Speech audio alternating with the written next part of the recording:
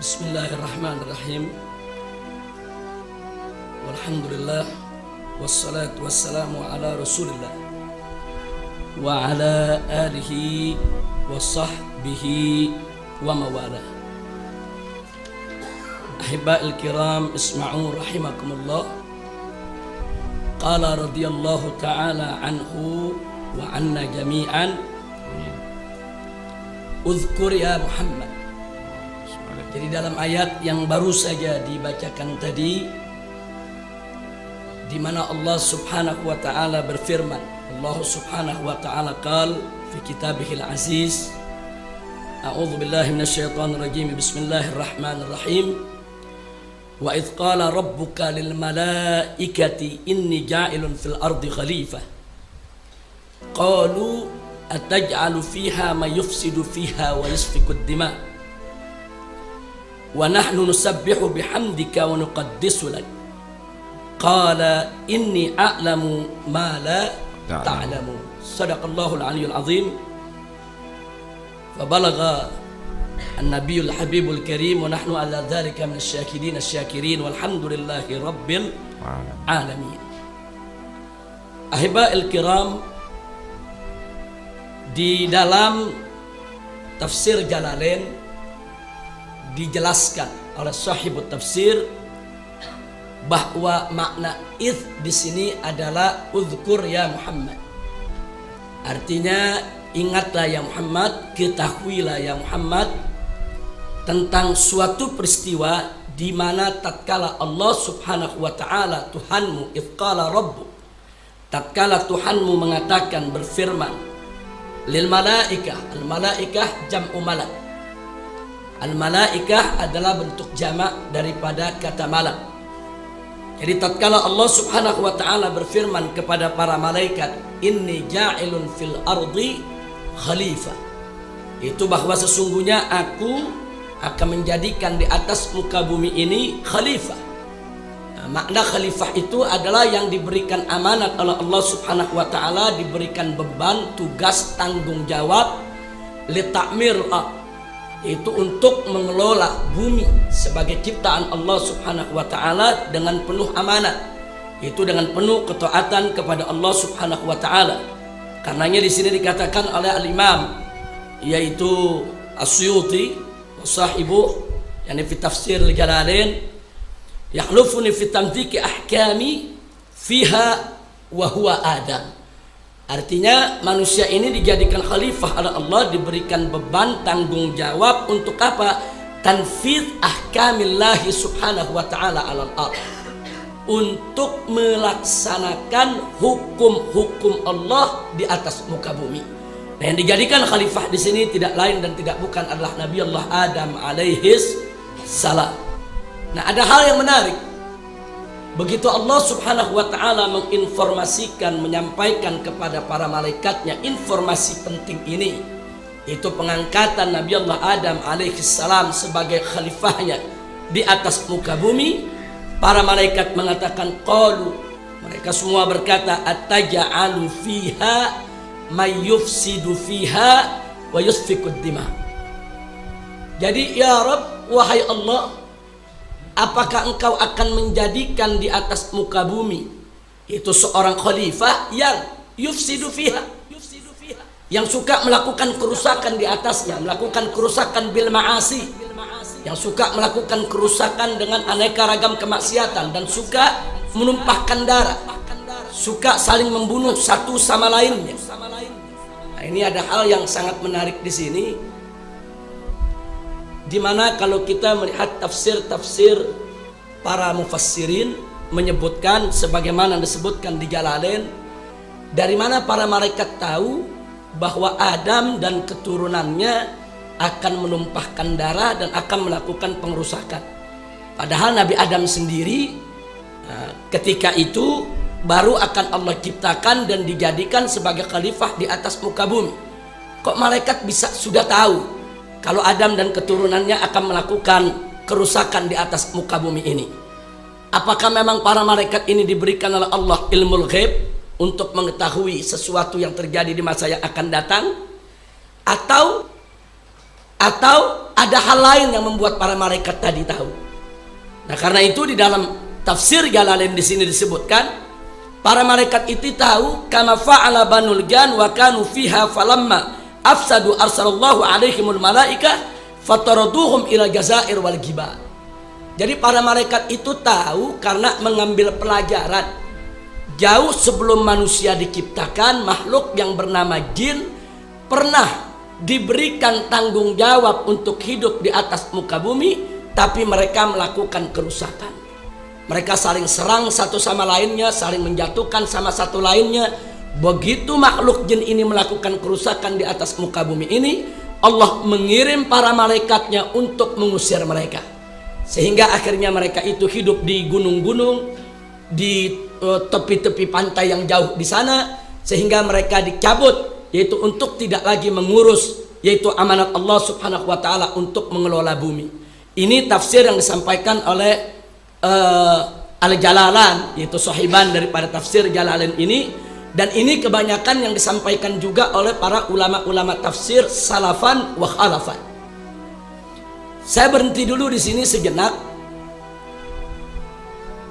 Perlu kita waspadai bahwa ayat ini juga dijadikan dalil oleh kelompok liberal di dalam mendukung teori evolusi Darwin.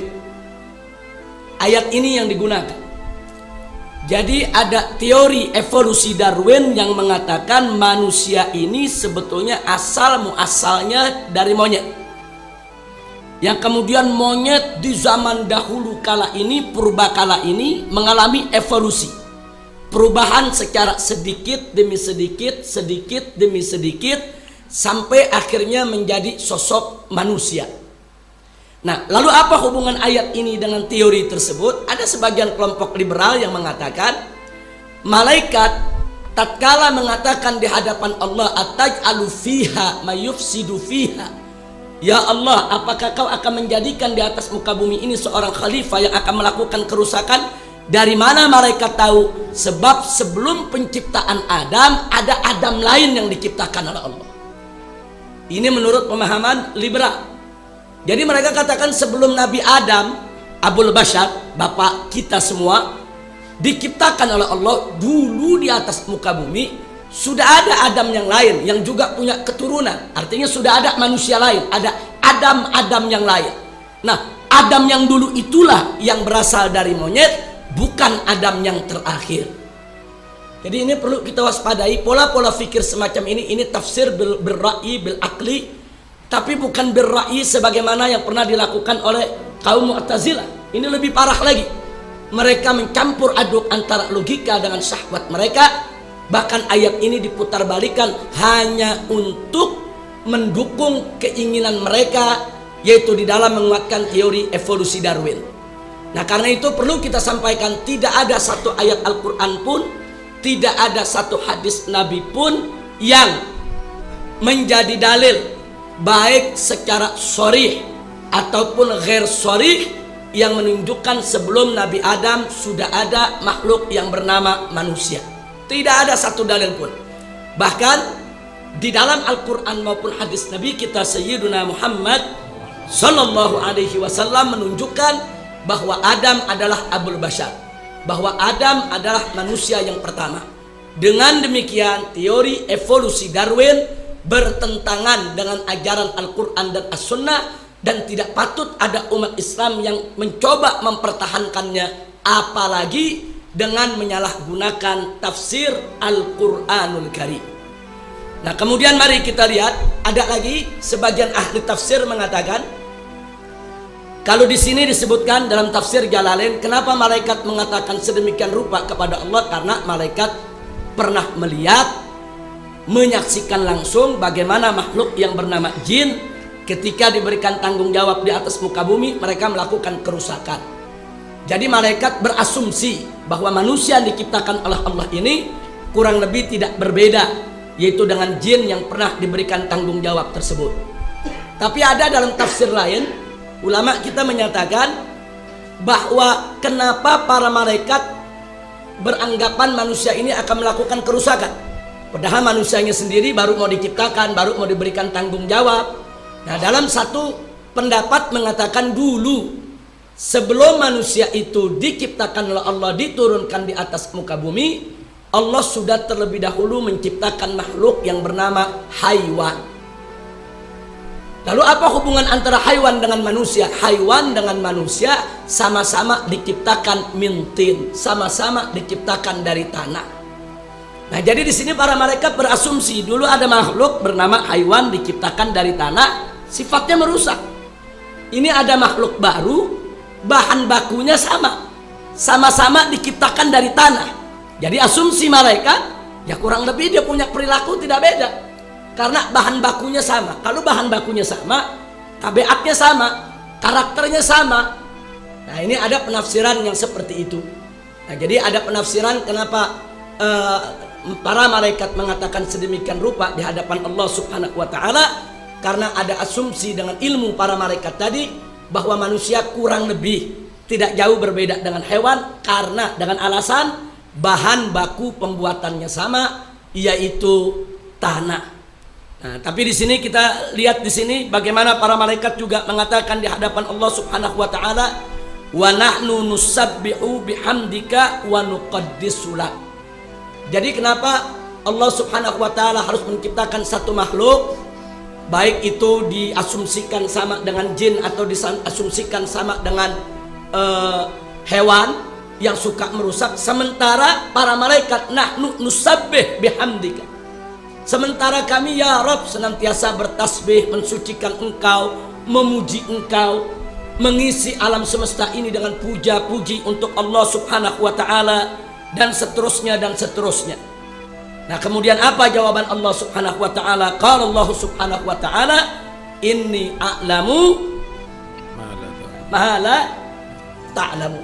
Sesungguhnya aku ini mengetahui apa-apa yang kalian tidak mengetahui.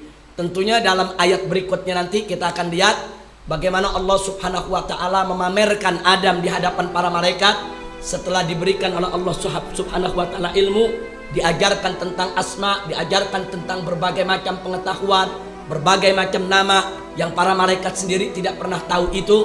Kemudian Nabi Adam diperintahkan oleh Allah untuk menyampaikan di hadapan para malaikat tentang pengetahuannya, tentang ilmunya dan seterusnya, dan para malaikat yata'ajjabun. Jadi para malaikat betul-betul terkagum, ternyata makhluk yang satu ini berbeda dengan makhluk yang sebelumnya. Walaupun manusia itu bahan bakunya sama dengan haiwan, sama-sama dari tanah, tapi ada keistimewaan manusia yang tidak dimiliki oleh hewan, yaitu al-aql yang Allah Subhanahu wa taala berikan kepada Adam, sehingga Nabi Allah Adam menerima ilmu yang luar biasa dari Allah, yang kemudian ilmu itu Allah yang perintahkan untuk dipamerkan di hadapan para malaikat, sampai akhirnya para malaikat yaitu mengakui bahwasanya Allah Maha Suci. Tidak ada ilmu bagi siapapun termasuk yaitu bagi malaikat kecuali yang diberikan oleh Allah Subhanahu wa taala. Tentunya itu merupakan tafsir lanjutan daripada ayat ini.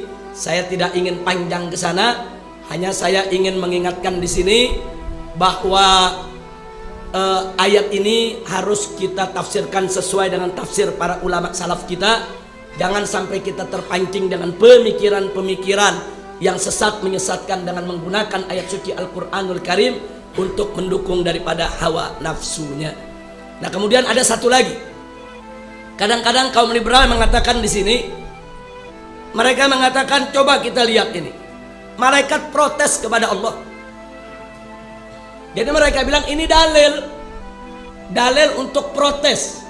Jadi yang namanya protes itu adalah suatu hal yang memang harus dilakukan oleh manusia dengan dalil malaikat sendiri kepada Allah protes.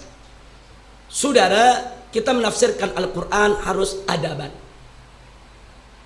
Kita harus punya adab kepada Allah Subhanahu wa ta'ala, karena yang kita tafsirkan adalah firman Allah, kalam Allah.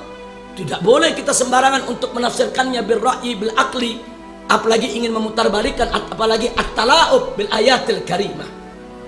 Nah, karena itu yang perlu kita luruskan di sini, para malaikat ini bukan protes kepada Allah, karena malaikat itu adalah makhluk yang tidak pernah khianat maksiat kepada Allah.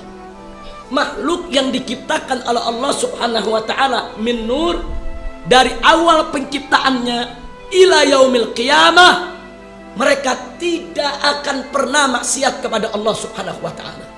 Jadi jangan pernah berpikir malaikat tidak ridho dengan putusan Allah, malaikat sehingga protes dengan Allah punya keputusan, malaikat tidak ridho dengan Allah punya ketetapan, maka semua itu adalah pemikiran yang jauh daripada kebenaran. Di sini malaikat hanya menyampaikan keheranannya, dan itu sesuatu yang wajar. Malaikat menyampaikan keheranannya kepada Allah. Kok ada makhluk yang diciptakan dari tanah dijadikan sebagai khalifah di atas muka bumi, padahal ada makhluk lain yang pernah Allah ciptakan sebelumnya juga dari tanah melakukan kerusakan di atas muka bumi. Ada apa sebetulnya di balik ini semua? Jadi sangat tidak adab sekali kalau kemudian ayat ini kita jadikan dalil seolah-olah malaikat ini protes, mendemo Allah Subhanahu wa taala, tidak terima, yaitu dengan apa namanya, dengan Allah punya keputusan. Kemudian di sini ada lagi yang mengatakan malaikat betapa menunjukkan dirinya, kami ini yang mensucikan Allah, kami yang mengagungkan Allah, seolah-olah malaikat itu takabur, merasa lebih berhak untuk menjadi khalifah daripada manusia, padahal malaikat bersih daripada sikap takabur. Sikap takabur adalah sifat iblis, bukan sifat malaikat. Nah, karena itu di dalam menafsirkan ayat ini jangan ada suudzon kepada para malaikat. Malaikat tidak pernah takabur, malaikat tidak pernah yaitu di hadapan Allah Subhanahu wa taala merasa mereka lebih mulia, lebih suci, lebih agung, lebih bagus daripada manusia yang diciptakan oleh Allah, dan malaikat tidak pernah protes keputusan Allah Subhanahu wa taala. Hanya para malaikat menyampaikan keheranannya, sesuatu yang di luar ilmu para malaikat. Makanya di ayat berikutnya kan malaikat akhirnya mengakui bahwa la ilma lana illa ma'allamtana, tidak ada ilmu bagi kami ya Allah kecuali yang kau ajarkan kepada kami. Jadi malaikat akhirnya mengakui juga di hadapan Allah keterbatasan ilmu mereka, keterbatasan pengetahuan mereka. Jadi apa yang malaikat sampaikan semata-mata muncul dari keterbatasan ilmu pengetahuan mereka, bukan dari ketakaburan mereka, bukan dari sifat keras kepala mereka. Nah, baiklah ya ikhwan, ahibba'i rahimakumullah. Sebelum saya akhiri sedikit apa yang perlu saya sampaikan, yaitu dalam pembacaan tafsir ini, saya hanya ingin mengingatkan, tolong hati-hati. Di zaman sekarang ini ada satu metode baru yang dicoba untuk dipraktekkan terhadap tafsir Al-Quran, yaitu metode hermeneutika. Dan dengan menyesal saya sampaikan, metode hermeneutika ini sudah menjadi mata kuliah wajib di beberapa universitas Islam negeri. Yang saya sesalkan adalah metode hermeneutika tadi dipelajari bukan untuk kita tanggapi, tapi untuk kita terapkan. Nah, ini yang berbahaya. Apa itu hermeneutika? Hermeneutika itu adalah metodologi penafsiran Bible. Jadi metodologi penafsiran Bible itu adalah kitab Injil yang sudah muharraf, yang sudah diselewengkan. Itu ada metode penafsirannya, di mana metode ini digunakan oleh para agamawan, rohaniawan, umat Kristiani di dalam menafsirkan kitab suci mereka. Kenapa metode ini lahir? Karena sebelum ada metode ini, banyak agamawan kebingungan di dalam menafsirkan Bible yang isinya banyak bertentangan dengan ilmu pengetahuan modern, banyak bertentangan dengan sains modern, sehingga banyak umat Kristiani memprotes gereja. Dulu tidak ada Protestan, dulu ada hanya satu Kristiani. Tapi setelah banyak ayat-ayat Bible bertubrukan dengan sains modern, akhirnya para ilmuwan mempertanyakan keotentikan, keoriginalan, kemurnian daripada Bible itu sendiri. Karena menurut mereka kalau ini kitab suci, benar dari Tuhan, nggak mungkin bertentangan dengan ilmu pengetahuan modern. Nah, untuk persoalan itu banyak ilmuwan yang diseret oleh gereja dan dihukum mati. termasuk Galileo ketika mengatakan, melanjutkan daripada teori Kopernikus, mengatakan bumi itu bulat, mengatakan bumi itu berputar pada porosnya dan seterusnya. Galileo itu diseret dan diadili, disidang oleh gereja dan diminta untuk bertaubat, mencabut teorinya. Kalau tidak, Galileo akan dibakar hidup-hidup. Akhirnya Galileo tidak berani untuk menanggung penderitaan tadi. Galileo mencabut dia punya teorinya, tunduk kepada putusan gereja. Nah, jadi ada ayat-ayat Bible. Jadi para ahli gereja ini mengatakan Bible nggak pernah mengatakan bumi itu bulat. Bible nggak pernah mengatakan bumi itu berputar pada porosnya. Kau sudah mengatakan yang Tuhan tidak pernah mengatakannya. Maka itu Galileo dianggap sesat, dianggap murtad, dan Galileo akhirnya diadili. Ini bukan Galileo saja, hampir banyak ilmuwan. Yang akhirnya lahirlah seorang tokoh pembaharuan bernama Martin Luther di Jerman. Dia tidak terima kesewenang-wenangan gereja untuk menghukum mati para ilmuwan. Nah, akhirnya Martin Luther ini membentuk satu gerakan menolak daripada kekuasaan gereja, absolut kekuasaan gereja terhadap penafsiran Bible. Jadi mereka tetap berkeyakinan bahwa Tuhan tidak mungkin menurunkan kitab suci yang bertentangan dengan ilmu pengetahuan modern. Kalau di dalam Bible ada ayat bertentangan dengan ilmu pengetahuan modern, berarti ada yang gak beres dengan Bible. Bukan Tuhan yang salah, tapi pasti ada penyelewengan, pasti ada pemalsuan. Nah, dari sinilah lahir sekte Protestan. Disebut protes karena mereka mengajukan protes keras terhadap kekuasaan gereja. Nah, Protestan inilah yang akhirnya melahirkan metode hermeneutika. Artinya kalau ada ayat Injil yang bertentangan dengan sains modern, maka mereka berusaha untuk mentafsirkannya supaya tidak bertentangan dengan sains modern. Nah, ini disebut teori hermeneutika. Nah, di kemudian hari teori hermeneutika ini diadopsi oleh umat Islam. Jadi para ilmuwan Nasrani menantang, hei umat Islam, coba nih lihat kami. Kami ini pengikut Bible. Kami menganggap Bible kitab suci, tapi kami tidak fanatik. Walaupun Bible itu kitab suci, tetap kami periksa. Yang benar dari Tuhan kami nyatakan benar, yang tidak benar dari Tuhan kami nyatakan tidak benar. Jadi agama kami terbuka untuk kritik. Tapi kalian umat Islam mengatakan Al-Quran itu benar, kalian tidak mau lihat, kalian tidak mau periksa, kalian tidak mau teliti lagi. Ayo gunakan metode kami, kita teliti Al-Quran. Kalau Al-Quran itu benar dari Tuhan kalian, maka itu satu keuntungan buat kalian. Tapi kalau ternyata di dalam Al-Quran itu ada kepalsuan, kalian bisa memperbaikinya supaya agama kalian ini cocok untuk setiap zaman dan setiap tempat. Jadi dengan pemikiran semacam itu ada segelintir cendekiawan-cendekiawan Muslim terpengaruh. Mereka anggap ini sifat, oh ini sifat netral, ini sifat independen, ini sifat objektif. Kalau begitu semua kitab suci yaitu harus kita teliti ulang kembali.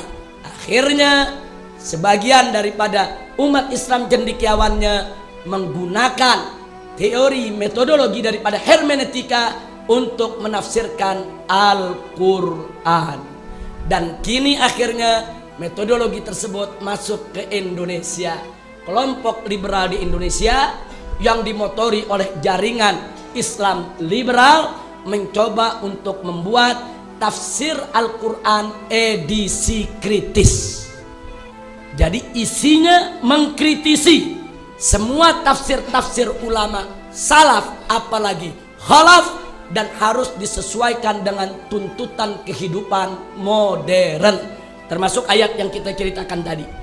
Ayat ini diutak-atik, berarti teori Darwin itu betul. Nah, ini kan ada ayatnya. Malaikat mengatakan kepada Allah, yaitu bahwa kenapa ada makhluk yang akan melakukan pengerusakan dijadikan khalifah, padahal Nabi Adam sendiri belum diciptakan. Padahal keturunannya sendiri belum ada. Oh, kalau gitu sebelum Nabi Adam sudah ada Adam yang lain. Adam yang lain itulah yang berasal dari evolusi, teori Darwin, dan seterusnya dan seterusnya. Tidak sampai di situ. Saya kasih satu contoh. Satu contoh saja metodologi hermeneutika.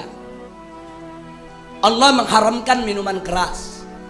Wallahu subhanahu wa ta'ala qal innamal khamru wal maisiru wal ansab wal azlam rijsun min amali syaitan fajtanibu la'allakum tuflihu.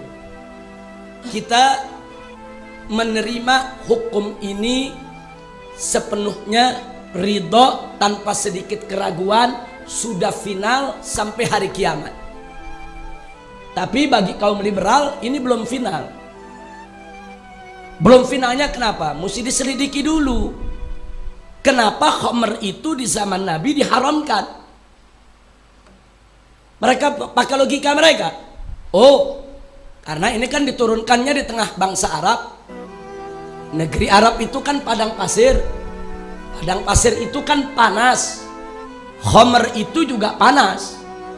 Dalam situasi tropis dengan cuaca panas, kalau orang meminum khamr, maka akan merusak kesehatannya. Dan itu nggak boleh terjadi. Pantas diharamkan oleh Allah. Lalu bagaimana kalau di daerah sejuk, daerah dingin? Bagaimana kalau daerah puncak, daerah pegunungan? Yang ternyata khamr itu bisa menghangatkan badan.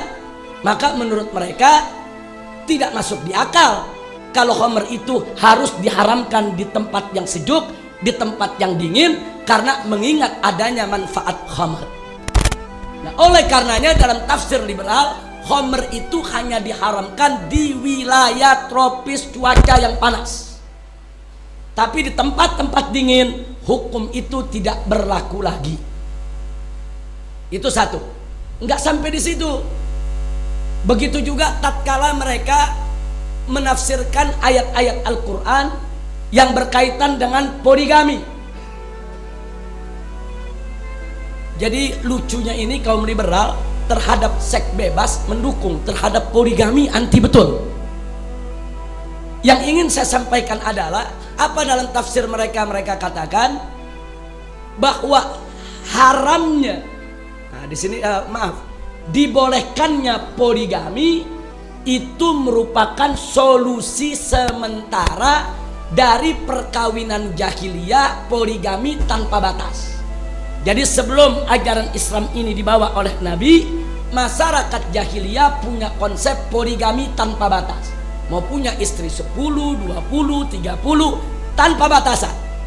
Datang Islam membatasi poligami, hanya boleh sampai 4 saja.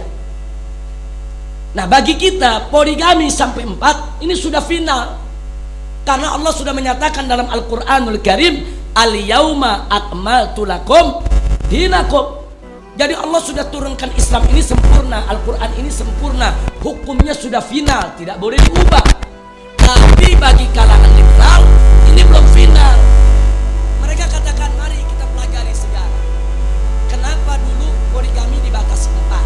Karena di zaman jahiliyah poligami tanpa batas. Kalau langsung dilarang, tentu masih supaya mereka terima, halalkan dulu poligami tapi batasi sampai 4. Berarti tujuan syariat Nabi menghapus poligami. Cuma belum sempat dihapus, Nabi sudah meninggal. Nah, kita yang memahami itu harus melanjutkan perjuangan Nabi. Kalau tujuan syariat Nabi menghapus poligami, kenapa sekarang tidak kita hapus itu poligami? Karena itu poligami itu haram. Di zaman sekarang ini sudah tidak boleh lagi umat Islam poligami, karena itulah sebetulnya daripada mereka pakai dalil maqasidus syariah, mereka pakai dalil yaitu al-maslahah, mereka pakai dalil-dalil lainnya, seolah-olah syariat ini tidak sempurna. Ini kalau kita mau sampaikan saudara, banyak sekali ayat-ayat hukum yang mereka puterbalikan. Tapi tentunya bukan sekarang waktunya. Insya Allah di lain kesempatan, itu dengan izin Habib Taufik hafizahullah ta'ala wa ra'ah, famatallahu bituli hayatih wa nafa'ana bi ulumih fid dini wa dunya wal akhirah. Insya Allah suatu ketika nanti kita bisa yaitu mengadakan semacam apakah itu daurah, dialog, diskusi untuk menjelaskan lebih jauh apa itu hermeneutika. Jadi tolong dipahami bahwa saat ini kelompok-kelompok liberal di dalam menafsirkan Al-Quran, di dalam mentakwil hadis, mereka semua memakai metodologi hermeneutika. Jadi kita mempelajari hermeneutika bukan untuk kita terapkan araftus syar la li syarrin. Nah, jadi sebagaimana diajarkan oleh Al-Imam Al-Ghazali dalam kitab Ihya, kita mengetahui mempelajari atau mengetahui sesuatu yang buruk bukan untuk kita jatuh dalam keburukan, justru untuk kita terhindar jangan sampai jatuh dalam keburukan. Mudah-mudahan di lain waktu kita bisa membahas itu lebih jauh lagi.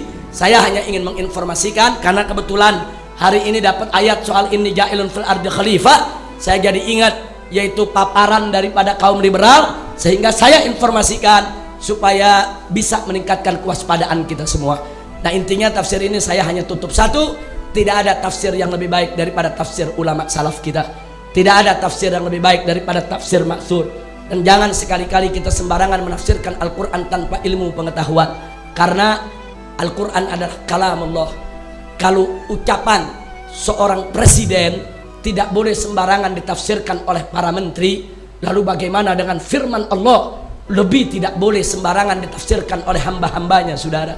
Nah karena itu mudah-mudahan Allah memberkahi kita semua, dan mudah-mudahan tafsir yaitu Jalalain ini yang kita selalu pelajari membawa keberkahan buat kita semua.